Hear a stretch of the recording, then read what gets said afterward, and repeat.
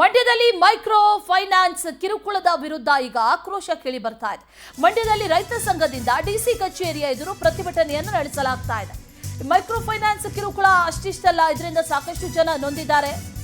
ಈಗ ಈ ಆಕ್ರೋಶ ಹೆಚ್ಚಾಗಿದೆ. ಮಂಡ್ಯದ ಡಿಸಿ ಕಚೇರಿಯ ಎದುರು ಪ್ರತಿಭಟನೆಯನ್ನು ನಡೆಸಲಾಗ್ತಾ ಇದೆ. ಶಾಸಕ ದರ್ಶನ್ ಪುಟ್ಟಣ್ಣಯ್ಯ ನೇತೃತ್ವದಲ್ಲಿ ಹೋರಾಟವನ್ನ ಮಾಡ್ತಿದ್ದಾರೆ. ಮೈಕ್ರೋ ಫೈನಾನ್ಸ್ ಕಂಪನಿಗಳಿಂದ ಕಿರುಕುಳವನ್ನ ತಡೆಗಟ್ಟಬೇಕು, ಅದರಿಂದ ಆಗ್ತಾ ಇರುವಂತಹ ಆತ್ಮಹತ್ಯೆಗಳನ್ನ ತಡೆಗಟ್ಟಬೇಕು ಅನ್ನುವಂಥ ಆಗ್ರಹವನ್ನ ಮುಂದಿಟ್ಟುಕೊಂಡು ಸಿಐಟಿಯು, ಕರ್ನಾಟಕ ರಾಜ್ಯ ರೈತ ಸಂಘ ಸೇರಿದಂತೆ ಕರ್ನಾಟಕ ಪ್ರಾಂತ ರೈತ ಸಂಘ ಸೇರಿದಂತೆ ಹಲವಾರು ಕಾರ್ಯಕರ್ತರು ಈ ಪ್ರತಿಭಟನೆಯಲ್ಲಿ ಭಾಗಿಯಾಗಿದ್ದಾರೆ.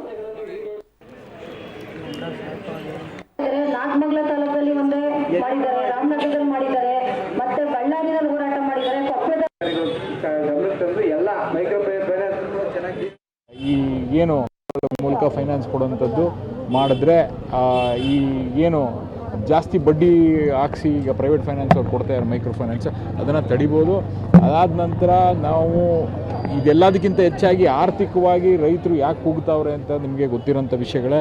ಈಗ ಎಲ್ಲದ್ರದ್ದು ಬೆಲೆ ಜಾಸ್ತಿ ಆಯ್ತೈತೆ, ಆದರೆ ನಮಗೆ ಸಿಗ್ತಾ ಇರೋ ಬೆಲೆ ರೈತರಿಗೆ ಜಾಸ್ತಿ ಆಯ್ತಾ ಇಲ್ಲ.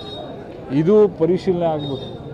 ಸರ್ಕಾರ ಒಂದು ಕಮಿಟಿ ಫಾರ್ಮ್ ಮಾಡಿ ಯಾವ ಥರ ಈಗಾಗಲೇ ನಿಮಗೆ ಗೊತ್ತಿರೋ ಒಂದು ಆಯೋಗನ ಮಾಡಿ ಬೆಂಬಲ ಬೆಲೆ ಯಾವ ಥರ ಸೂಚನೆ ಮಾಡಬೇಕು ಅಂತ ಈಗಾಗಲೇ ವರದಿ ಕೊಟ್ಟಿತ್ತು. ಆದರೆ ಆ ವರದಿ ಕೊಟ್ಟಿದ್ದ ಸಮಯದಲ್ಲೂ ನಿಮ್ಗೆ ಗೊತ್ತಿರೋಂಥದ್ದು ಅದೇನು ಬರೆದಿತ್ತು ಅದು ಸರಿಯಾಗಿಲ್ಲ, ಅದು ಸರಿಯಾಗಿ ಲೆಕ್ಕಾಚಾರ ಆಗಲ್ಲ, ಅದು ಅಷ್ಟು ದುಡ್ಡು ಕೊಟ್ಟರೂ ಸಾಕಾಗಲ್ಲ ಅನ್ನೋದು